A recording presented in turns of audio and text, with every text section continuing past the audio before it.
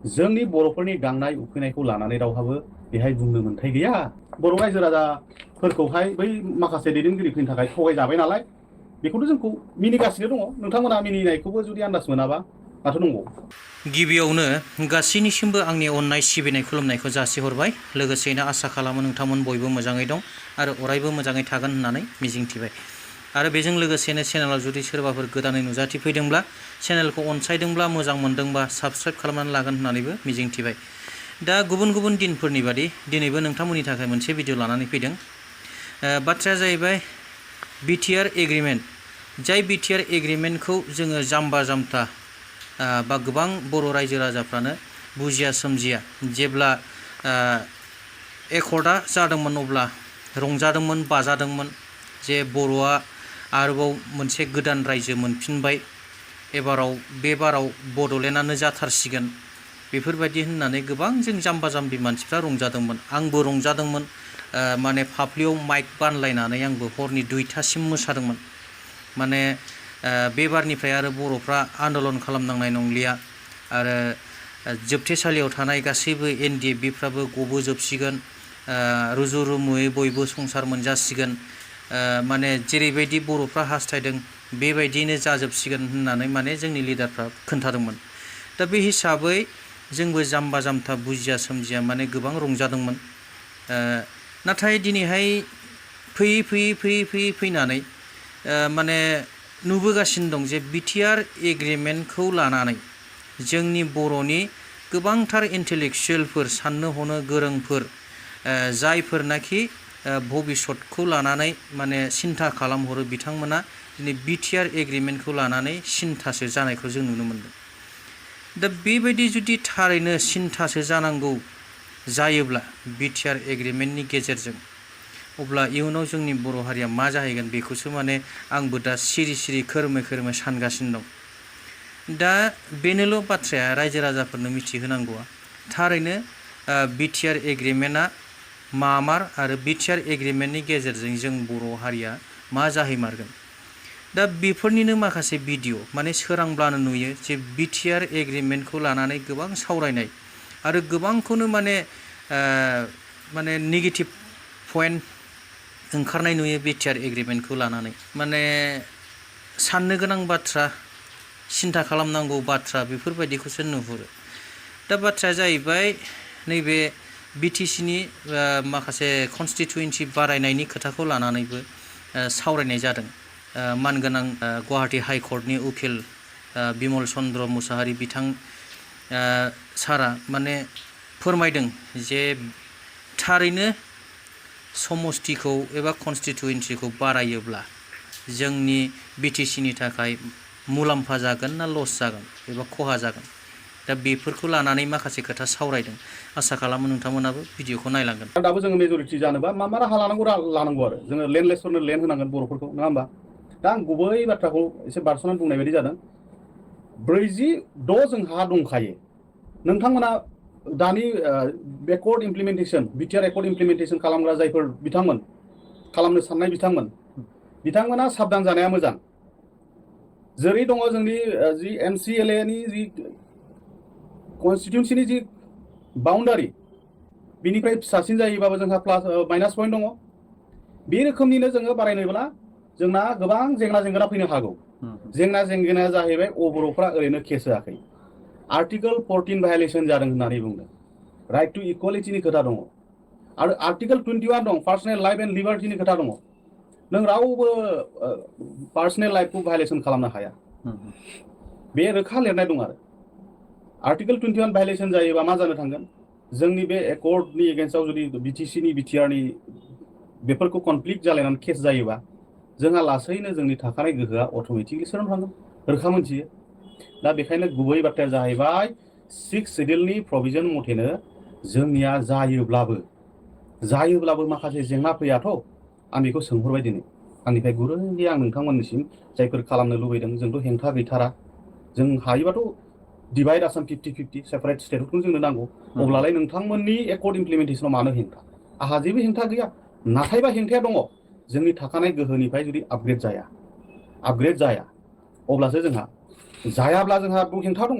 जोंहाबो बुंनो मोन्थाय दङ जों बर' फिसा हिसाबै दा बेवहाय नोंथांमोना बर' फिसा जोंबो बर' फिसा जोंहाबो मोन्थाय दङ नोंथांमोनाबो हारिनि थाखाय मोजांखौनो मावनांगोन जोंबो हारिनि थाखाय मोजांखौनो मावनांगोन सोरबाया गाज्रि मावोबा जोंहाबो बुंनो मोन्थाय दङ आं बेखायनो खनले खावलायो जाहाथे नोंथांमोना जोंनि रिटायार्ड बिउरोक्रेट्सफोरखौ लानानै लोगोसे जोंनि कन्स्टिटिउसनेल एक्सपार्ट उइदाउट अपिनियन माने कन्स्टिटिउसनेल एक्सपार्टफोरनि एडभकेटफोरनि अपिनियन लासिनो नोंथांमोना बेखौ पार्लामेन्टआव लाबोनानै बिल पास खालामलायनानै लाबोनो नागिरनानै बेफोर उननि बेलायाव जाहाथे भायलेसन जादों होननानै केस बायदिसिना जाया बेखौ नोजोर बोनानैसो इमप्लिमेन्टेसनखौ खालामनाया गाहाम बेखौसो खालाम जोंहा बहुदसो मदद दङ आरो मोनसे बाथ्राया जाहैबाय रिनेम नोंथांमोनाथ' BTR खौ रिनेमखौ गभर्नरनि गेजेट नटिफिकेसन खालामखाबाय ना होमबा गभर्नरनि गेजेट नटिफिकेसनजों नोंथांमोना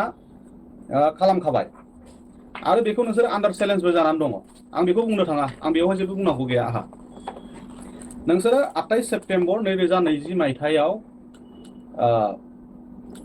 clause number FF sub paragraph 3 of the paragraph number 1 of the 6th schedule to the Constitution of India, the governor of Assam is pleased to alter the name Bodoland Territorial Area District as specified part 1 of the table appended to paragraph number 20 of the 6th schedule to the Constitution of India to Bodoland Territorial Region with immediate effect. थारमाने बिसोर immediate effect खालामखाबाय बेखौ आं एसे मोजाङै बिजिर लाजानो लुबैदों बेखौ एसे लानाय बेखौ रायजोफ्रा मोनथिथों बेखौ आरोखि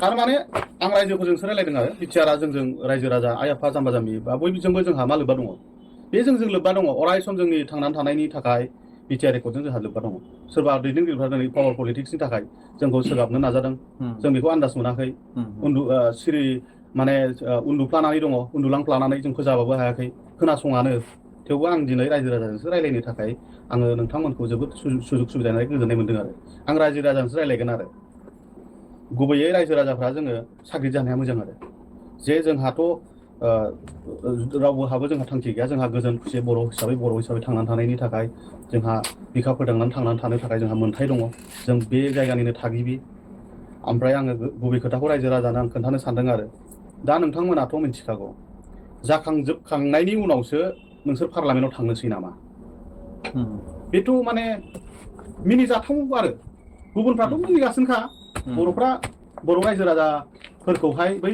माखासे दैदेनगिरिफोरनि थाखाय थगायजाबाय नालाय बेखौथ' जोंखौ मिनिगासिनो दङ नोंथांमोना मिनिनायखौबो जुदि आन्दाज मोनाबा माथो दंबावो नोंसोरो जेन'बा आरो मानाव गेदेर बिथांमोना बेखौ लाबोखाबाय नोंसोर होननायाथ' गोरोन्थि जायो नोंथांमोना मानाव गेदेर बिथांमोना बेखौ लाबोखांनायनि उनावसोबाव आरो माबा पार्लामेन्टआव लाबोगोन नामा बेखौ लाबोयोबा हले मोनसे गिदिरथार ब्लान्डार मिस्टेकबो जानो हागौ आरो ब्लान्डार मिस्टेक बायदि जायोबाथ' नोंथांमोना नोंथांमोननि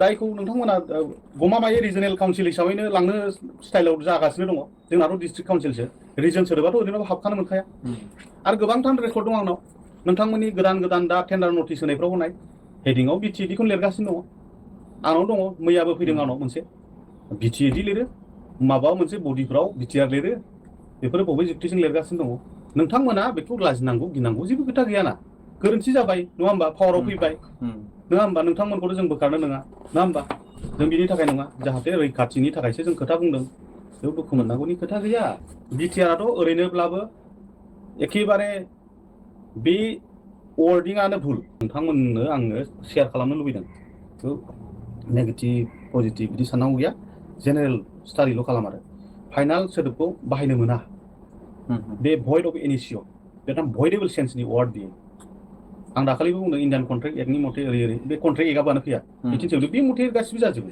एग्रिमेन्टबाबो कन्ट्रेक्टबाबो गासिबो रिलेसन दंलायलायो आं ओरैनो बुङाखै थारमाने बेखौ फाइनाल कन्फारेन्सखौ सोंनो मोनखाया इन्डियान कन्स्टिटिउसन आर्टिकेल 23 दङ नों मा गांदों नों मा जानो लुबैदों जानो लुबैबाय थागोन गांबाय थागोन धनियाव धनि जालांनो लुबैबाय थागोन ना होमबा बेसो थिग बिदिनो जोंनि बर'फोरनि गांनाय उखैनायखौ लानानै रावहाबो बेहाय बुंनो मोन्थाय गैया दा गासैबो बिथिंखौ जोंनिया जाहैबाय कनस्ट्राक्टिभ नोजोरजों नायनांगौ नेगेटिभ नोंसोरखौ नेगेटिभ लानायनि खोथायानो गैखायामोन BTR रेकर्ड लाबोनायाव खिन्थु प्रब्लेमा जाहैबाय नोंसोरनि रेकर्डआदि मा दं मा गैया आरो बै समावनो आं बुंदों माखासे खोथा माखासे एसे मानाव गेदेर बिथांमोनजों रायलायनो आङो डाइरेक्टलि बुंनाय जादों नोंथांमोननि रेकर्डखौ आङो क्रिटिसिजम खालामनोथ' लुबैया खिन्थु आं मोनसे खोथाखौ बुंबोदों आरो बै समाव जे नेशनेल लेभेलनि इनस्टिटिउसन लाबोनायनि खोथा बुंदोंमोन नालाय ओमफ्राय माने इनफ्रास्ट्राक्चार माखासे रेल कच माबा फेक्टरि बायदिसिना आं बेखौबो रोखायै बुंदों बेबो मोनबो जानाय नङा नोंसोरनिया जायनि खारन दङ आं जाथिनि सार्थआव